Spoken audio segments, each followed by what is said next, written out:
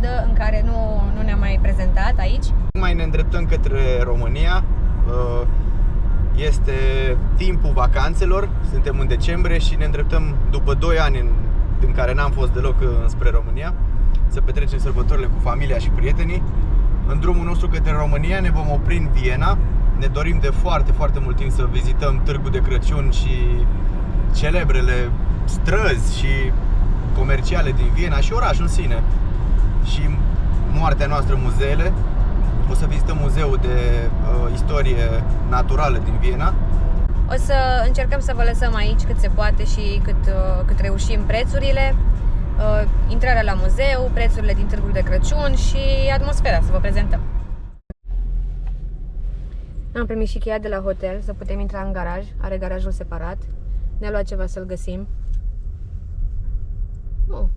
Arată bine. Aici la 22. Avem al nostru rezervat? Da, uite, avem 22. Perfect. Acum mergem să facem check-in-ul și să vedem când ne putem lăsa bagajele sau încă nu ne putem lăsa bagajele. La ora 2, mai avem puțin. Până luăm cu noi. Tocmai ce am parcat mașina, am ajuns la hotel, de fapt în Viena. Acesta e hotelul de afară, acolo e Despi. Hotel Caroline se numește și parcarea este chiar lângă, doar că a trebuit să ocolim pentru că sunt foarte multe străzi cu sens unic aici. Acum mergem să luăm masa și la ora 2 ne întoarcem pentru check-in.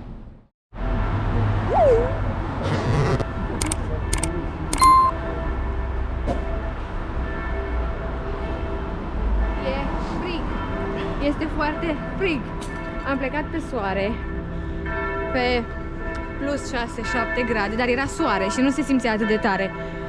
E atât de frig. Bine, măcar că nu plouă. Suntem într-o zonă nu prea plăcută a Vienei. Sper că nu o să rămân cu gustul ăsta amar. Păi stai, bine, abia încă nu ne-am dus către centru. Acum urmează. Dar acum căutăm un loc să mâncăm, că mai e puțin timp până când facem check-in-ul și nu are rost să mergem până în centru istoric. Hotelul nostru se află la aproximativ 8 minute de centru.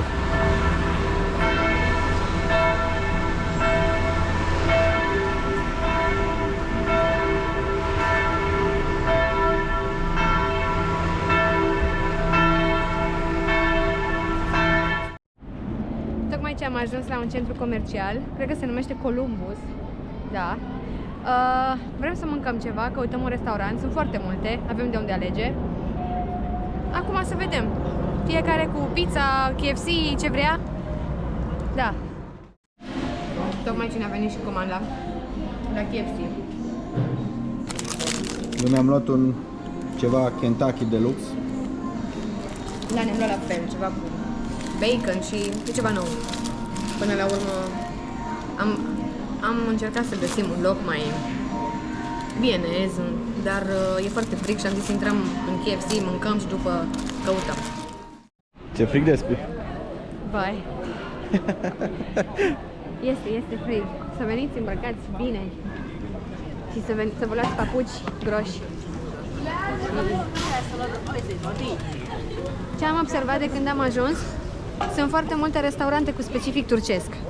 Găsești aici tot ce vrei. Nu e ca și când e ceva surpriză. Da, dar față de alte orașe sunt extrem de multe, adică dintre ei 2 sunt cu specific turcesc. Avem și un street food. Sau aveam, că săracul... Aici în dreapta trebuie să mergem. Dar era H&M încolo. Unde? În față și poate era și Zara. Păi oricum o să mergem și la Zara și peste tot, doar că acum ne îndreptăm către hotel să facem check-in-ul. Da, Doamne ajută, ne îmbrăcăm. Acum după ce vom ajunge la hotel, facem check-in-ul și ne îndreptăm către muzeu. Ne-am cumpărat, de fapt Daniel a procurat biletele online pentru 24 de ore cu 16 euro pentru 2 persoane. Da, 8 euro de persoană. 8 euro de persoană toată ziua. Ai voie cu metrou? Cu toate mijloacele de transport în comun. 24 de ore, doar în interiorul Vienei, doar în interiorul orașului. Da, mi se pare foarte, foarte bun preț, ținând cont că o singură cursă cu metrou e 2,50 euro. Da, 2,40 2,40, 2,50. bine v-am regăsit din camera noastră de hotel. Din fericire, camera noastră a fost gata cu o jumătate de oră mai repede. Normal trebuia să ne cazăm la ora 2 și a fost gata la ora 1 jumate și domnul a fost foarte drăguț și ne-a dat voie să urcăm. Și am zis să facem puțin prezentările. Este o cameră de 3 stele. Am făcut rost destul de greu de ea pentru că în perioada asta este plin. Am plătit pentru 2 persoane cu mic dejun 100 de euro pe noapte și 15 euro taxa de parcare, nu? Cred că atât a fost. Da, parcarea e Da. Hai să vedem. privată. Aici avem holul. Nu este cel mai cel, dar este curat. Până acum ne-a plăcut așa. Avem baia. Avem plăsoape. Ce mai avem? Avem pahare. Este mare. Și este curată. Să vedem ce vedere avem. Din baie. Uite că se însemnează puțin. Tot frig este. Așa. Arată bine. Aici avem și o poză pentru o oglindă pentru poze. Patul pe care nu ne-am așezat încă, dar...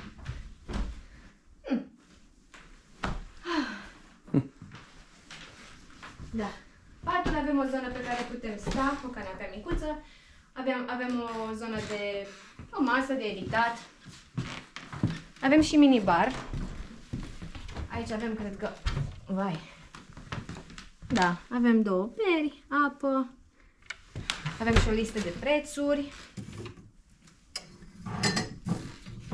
Ia să vedem. O Coca-Cola la 0,33 de litri, 3 euro. Da. Dacă aveți chef și timp, mai bine intrați la Lidl și vă luați de acolo o sticlă mare de suc. Și aici avem un dulap în care să ne băgăm hainele, mai avem și aici un dulap. Da, eu zic că e ok, e curată, zona nu este foarte ok, pentru că suntem situați puțin la vreo 10 km așa de centru, dar e în regulă.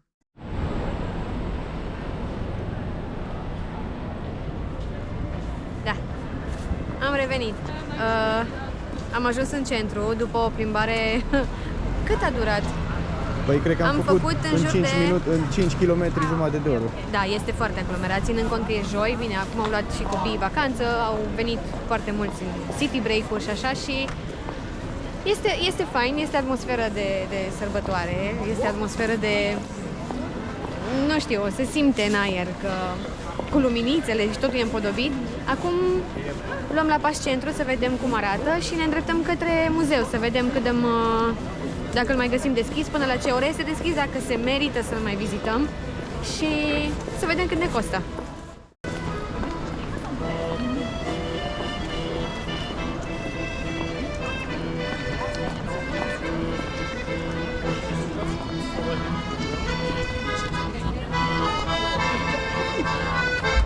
Nu ai nimic, mă?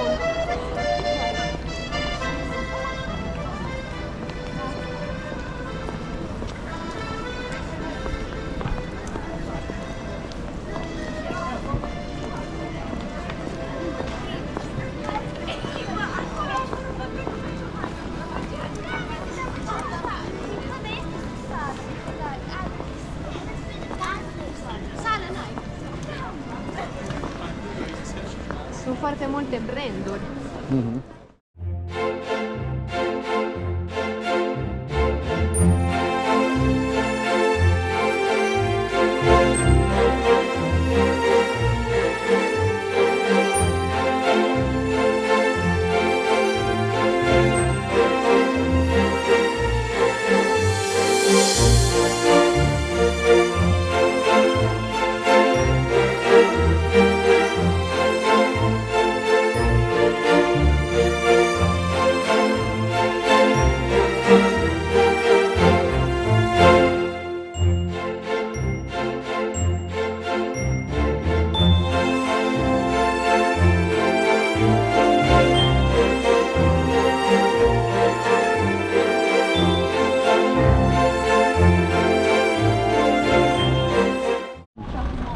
Aici așa se face poză.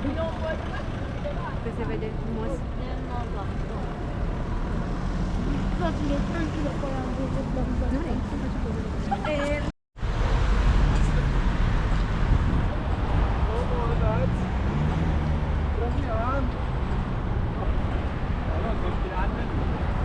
Muzeu. Nu la roșcări e același.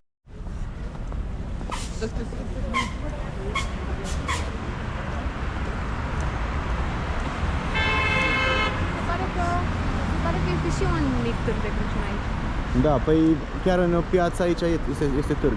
Știi cumva? Aici facem dreapta și noi. În zona unde ne aflăm noi e plin de muzee și de arhitectură. Da, probabil o să ne reîntoarcem în vară și o să facem un city break de cel puțin 2-3 zile, pentru că Viena e frumoasă și merită văzută și merită văzută pentru locurile sale autentice, nu doar pentru, nu știu, târgul de Crăciun sau merită văzut muzeu, merită văzut locurile De exemplu, importante. acum am ajuns în piața Muzeului de Istorie Naturală și cred că acesta e muzeul. Nu știu, dar și acolo este o clădire extrem de Aici mare. este intrarea, da. Incredibil de frumos. Tickets. Cred că aici luăm biletele, Da. nu? E bine că nu e coadă prea mare. Nu, e ok. E în partea cealaltă coadă. Cred că dacă luam online era mai ok. Aici avem un mic târg de Crăciun. Hai să intrăm și după o să vizităm un pic. Da, că oricum se lasă seara și e mai frumos.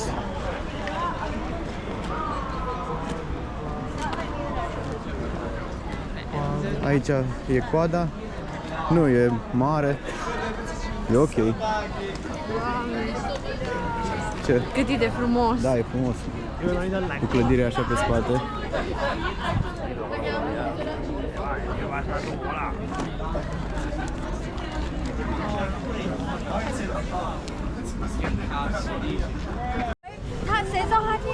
Era să facem o mare greșeală. Muzeul din spatele meu e de fapt Muzeul de Istorie Artei din Viena.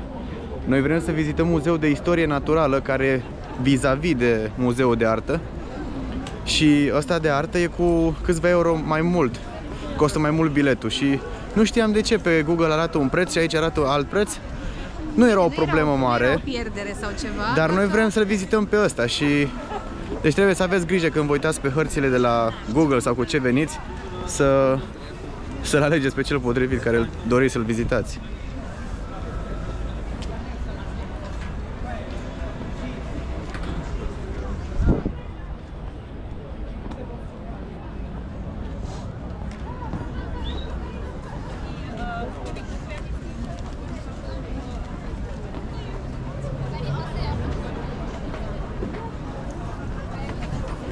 Stai că...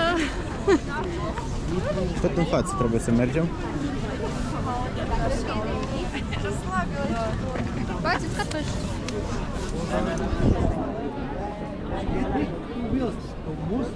Vrei să mâncăm Kaiser și Mar? Vrei? O mai gândesc.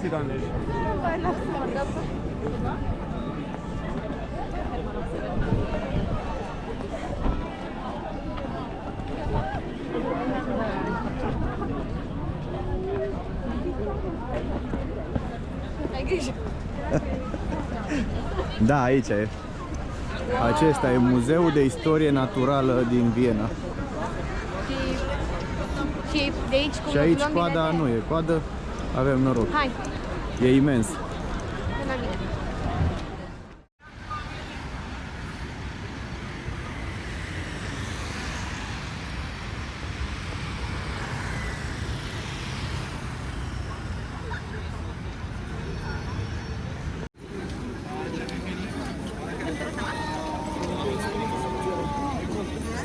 Și am ajuns la Christkindlmarkt,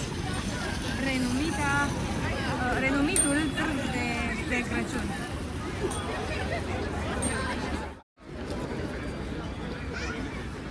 Mi-a fost puțin teamă că o să fie multă înghesuială și foarte multă lume, dar nu, e destul de aerisit. Acum începe să vină lumea. Și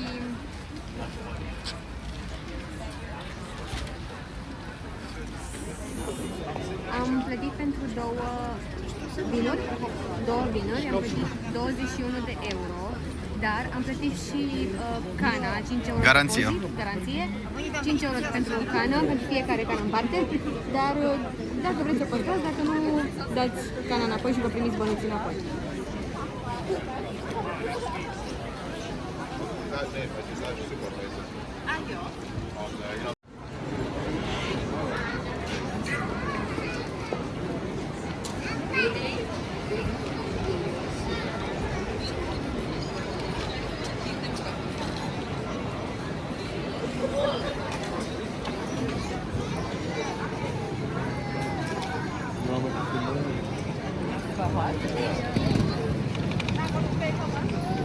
Și iată-ne că în sfârșit am ajuns la un restaurant, am și luat ceva să mâncăm, Dania și-a luat o pizza și am luat niște paste. Suntem rupți de oboseală, am vizitat, am luat la pas centru vechi, merită vizitat, sigur o să ne mai reîntoarcem aici în vară, cel puțin 2 zile avem nevoie să mai vedem Viena și voiam să vă mulțumim că ați fost și astăzi cu noi și nu uitați să vă abonați, să ne lăsați un like și un comentariu.